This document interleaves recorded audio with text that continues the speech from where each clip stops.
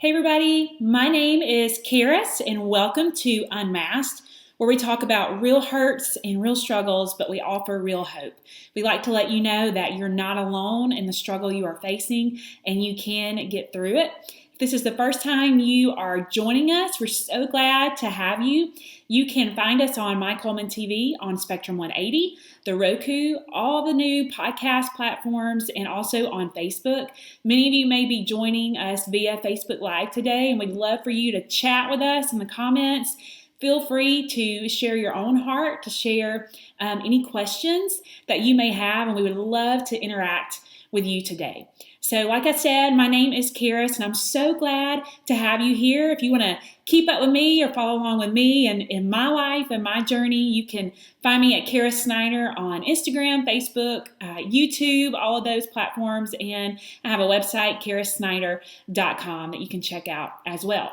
So May is National Mental Health Awareness Month, and so I absolutely love that this month is actually falling during this time that we're in. I know that so many may be struggling right now with anxiety or depression or isolation because of the pandemic, because of the quarantine that many are facing. I know that even though I'm here in Alabama, you may be in another part of the world and you are facing some of the same things that I am. And now more than ever, it is so important to be taking care of your mental health. So for the next few weeks, that's what we're going to be talking about. We're going to be talking about your mental health, how to take care of your mental health, and why you should take care of your mental health. I will even share my story with you guys over the next couple of weeks as well, just so you can hear that part of my life, why I am so passionate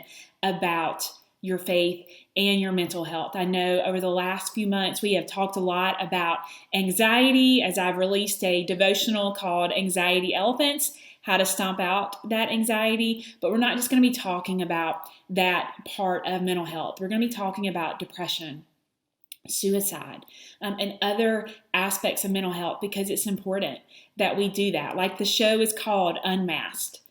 I know for many, we want to mask those hurts. We want to mask those struggles because we don't know how will that be received. Will people reject me? Will people turn their back on me? Will they turn their nose up at me and look at me differently? And our belief is no. The more we talk about those struggles, the more we talk about those real issues, the more that will give others the freedom to face those issues as well. It's kind of like this. If you were out maybe on a bike ride with your kids through a park or through a trail, and you fall off your bike and you break your arm. Well, you're not just going to cover that up, right, with a piece of cloth and say, it'll be fine. We won't worry about it. It'll be okay. It'll grow back the way it needs to. No, you are going to go to the doctor, or even if it was your kid, especially, you're going to go to the doctor and you're going to say, I broke my arm. They're going to take x-rays of that broken bone, right? They're going to look at that broken bone and see, where is it broken? Where did this issue happen? And how can we fix it? How can we make this better? How can we make this stronger in your life? So if we're going to do that for a broken bone, for the physical part of our body, we need to do the same as well for the mental part of our body, for our brains, for our minds, for our souls. If there is a part of you that feels broken and feels hurt, it doesn't help to mask it, to just cover it up and pretend like it's not there, because what would happen? What would happen if we didn't take care of a broken bone? It would get worse, right? And not only would that bone be affected, but it would begin to affect other parts of your body. So that is the same with our mental health. If we pretend like it's not an issue and we pretend like nothing is really going on, it will begin to affect other parts of our life. So that is why it is important for you to take care of your mental health. And I want to speak specifically to something today that we don't talk a lot about because we're afraid to talk about it. We're afraid to admit that this is a problem, this is an issue, and that is suicide. Even saying that word, it gives me chills to think about so many who have lost their life because they feel as though there's nothing to live for. They feel that they are worth less, hope less, useless, and purposeless. So maybe this Unmasked is for you today. If you are feeling those things, if you are feeling those struggles, if you're feeling those hurts. Suicide over the last few years has been one of the top 10 leading causes of death.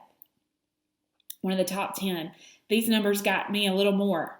It is the second leading cause of death for those age 10 to 34 years of age. Second. Fourth leading cause of death for those aged 35 through 54. It is a problem. There are so many out there. These numbers are for children all the way up to adults. So many out there feeling like there's nothing to live for. They are isolated, they're hurt, they're confused. And again, maybe that is you, and you need to know that you are worth it to get help. You are worth it to say and acknowledge that something really is going on inside of you. So for today, I want to look at you and say, we're not going to dismiss your pain. We're not going to dismiss your struggle. We're not going to dismiss your hurt. Together, we're going to acknowledge, hey, it is there and it's a problem and you're worth it to get help. In fact, you are purposeful. You are full of worth. And I want you to see that today, and I want you to know that. There's a number that you can call, the National Suicide Prevention Hotline. It's 1-800-273-TALK. And you can call that number and you can talk to people, and they're going to be there to sit and listen to what you're going through. If you've been dealing with anxiety or depression for 6 months or longer, this is the time that you need to go and you need to seek out help. That was one of the greatest things that I did, was get help from a counselor and a doctor. I needed both in my life as I struggled with anxiety and depression. Let me throw these numbers at you as well. Depression. This was pre-pandemic, pre-coronavirus, okay? 264 million people worldwide have been battling depression. Now that number is probably going to grow because so many have been in isolation. Anxiety, which is the most common worldwide mental health issue. 284 million adults. 1 out of every 13 adults have dealt with some form of anxiety disorder. Again, this is all pre-coronavirus. So that number is going to grow. 284 million. 1 out of 13 adults. That means the majority of you have dealt with anxiety or depression at some point in your life. And you may still be dealing with it now because you don't know if it is safe for you to admit that you're struggling with it. And I remember that moment in my life. I remember that moment of thinking, if I tell, what's going to happen? And that's what I want to close with you today as I begin to come out of that pit of depression and anxiety, which I'll share more of that story with you in the coming weeks. I remember I was sitting with a friend. We were at her house, and our 2 daughters, they were playing, they were dressing up and having a great time. And she looked at me and she said, Caris, how are you? How's it going? How's life going? And I remember I looked at her, and all these thoughts were going through my head of, should I tell her? Should I tell her what has happened? Should I tell her about my miscarriage? Should I tell her that I've been talking to a doctor and that I'm on antidepressants? Should I tell her I have a counselor? What should I do? Is my friend going to reject me and kick me out of her house or make fun of me and tell others about my struggle? Is this safe? All of these thoughts were raging through my mind. So I looked at my friend as she asked me, how I was doing. And I was like, you know what? I'm just going to go for it. I'm going to take the mask off and I'm going to be real. So I looked at my friend and I said, you know what? I'm not doing good. I'm not okay. I'm really having a hard time. I'm dealing with depression and anxiety. I'm seeing a counselor. I'm on medication. And I remember I had tears in my eyes as I was sharing this because I was so afraid to let someone in. But at the same time, I felt relieved that I didn't have to hide it anymore and that I just let it out. And she looked back at me with tears in her eyes. And she said, you too? And we both just our shoulders just kind of relaxed. And again, tears streaming down our faces. And I looked at her and I said, me too. Me too.